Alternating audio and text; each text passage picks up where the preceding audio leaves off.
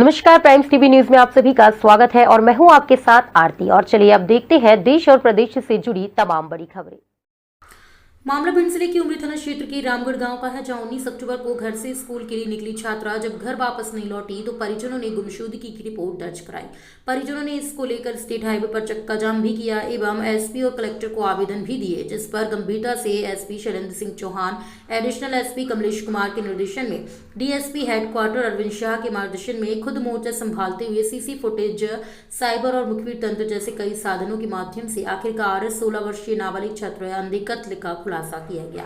11वीं में पढ़ने वाली छात्रा के अंधे कत्ल का मुंह बोला चाचा ही निकला हत्यारा। आरोपी भी नाबालिग बताया गया है। तो वहीं पुलिस को गुमराह करने के लिए थाने से लेकर चक्का जाम करने तक आरोपी साथ में रहा ताकि किसी को संदेह ना हो, लेकिन फिंगर के डर से खुद के द्वारा सुनाई गई झूठी कहानी में ही फंस गया आरोपी ने स्वीकार करते हुए बताया कि वह मृतका से एक तरफा मोहब्बत करता था।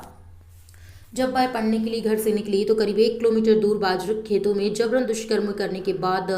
उसका गला दबाकर उसकी हत्या कर दी ताकि किसी को पता ना चल सके। लेकिन कहते हैं आरोपी कितना भी शातिर क्यों ना हो, वारदात के समय कोई ना कोई सुराग छोड़ ही जाता है और उसी सुराग की वजह से डीएसपी अरविंद शाह के मार्गदर्शन में आखिरकार उमरी पुलिस आरोपी तक पहुंची गई और उसे गिरफ्तार करके सलाखों के पीछे भेज दिया।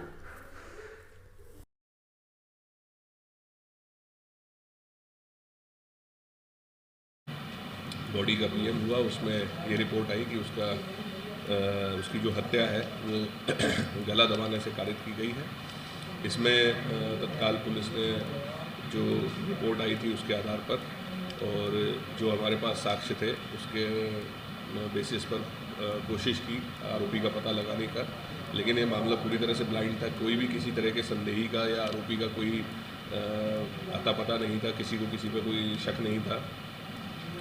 काफ़ी लोगों से, करीब 100-125 लोगों से पुलिस के द्वारा पूछताछ की गई। जो कई लोगों को गांव में इसके पूछताछ के लिए जो सादा वर्दी है उसमें भी लगाया गया कि कहीं से कोई सूचना मिले, मुखबिरों को लगाया गया। जो जितने संभावित लोग हैं उनकी लोकेशंस वगैरह की सारी डिटेल्स ली गई, सारी जानकारी जुटाई गई। कहीं पे भी कोई संदेही के विषय में पता नहीं चला, लेकिन पूछताछ के दौरान जो आरोपी है जब उसको बुला के पुलिस के द्वारा पूछताछ की गई तो पुलिस के सवालों के जवाब उसने जो है वो समाधानकारक तरीके से नहीं दिए और पूछताछ के दौरान उसने फिर एक कहानी बताई जिसमें उसने किसी अन्य 3 लोगों द्वारा इस घटना को करना बताया था, ऐसा उसके द्वारा बताया गया।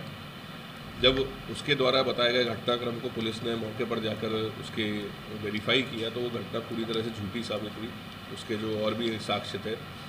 फिर जब दोबारा उसको पूछताछ की गई तब उसने पूरा घटनाक्रम जो सही तरीके से किस प्रकार से उसने किया है वो पुलिस को बताया। वो बेसिकली लड़की के पीछे पहले भी लगा हुआ था और वो मौके के इंतज़ार में था कि जब उसको मौका मिले तो उसके साथ कोई घटना कारित कर सके। और जिस दिन ये लड़की निकल रही थी उस दिन वो सुबह साइकिल में जब हवा भर रही थी, इस बात की पुष्टि अन्य लोगों ने भी की है,